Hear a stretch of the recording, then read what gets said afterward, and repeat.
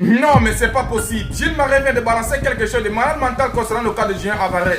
À cette allure, il risque de péter un câble. Mais parlant de ça, l'équipe, si on bascule directement pour d'autres infos au sein du FC Barcelone, on tient à préciser que Baldé prévoit de rester. S'il n'a pas d'option, qu'il le tente. Son plan est de convaincre Hansi Flick. Et ouais, Baldé, on est sûr vraiment que ton plan va marcher. Au cas contraire, toi-même tu sais très bien que le jeune qu'on appelle Xavi Espoir est mieux placé pour prendre ta place matin, midi et soir. Et alors vis-à-vis de ça, on constate que Lamine Yamal est triste à propos de ce qui se passe avec Baldé récemment. Le duo partage une relation très proche. Alors je comprends maintenant le pourquoi Lamine Yamal est triste tous ces derniers temps-ci. Mais tu n'as pas le choix champion, car le monsieur qu'on appelle Baldé, s'il ne nous aide pas, il ne peut pas rester au sein du club. Et si on continue, on tient à préciser que le monsieur qu'on appelle Rafinha est maintenant le capitaine du FC Barcelone. Pour les gars qui me suivent, j'ai eu à préciser cela, alors je pense que cela se réalise maintenant. Et en interne, on tient à nous préciser que Xavi Espoir a été définitivement promu en équipe première et prendra le numéro 12.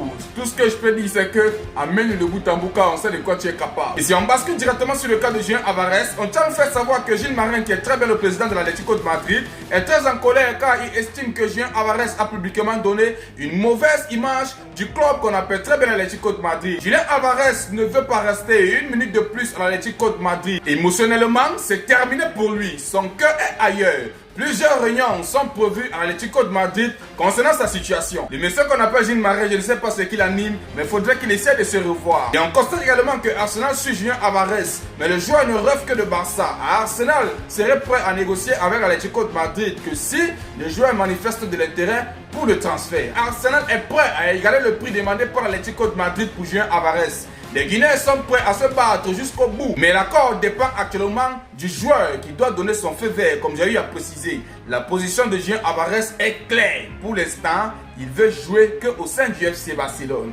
À cette allure d'équipe, les gars là ne peuvent plus rien faire car Julien Alvarez est décidé. Qu'est-ce que vous en pensez? Est-ce que le monsieur qu'on appelle Gilles Marais va finir par décider que Julien Alvarez rejoint le FC Barcelone? N'hésitez pas à le mettre en commentaire.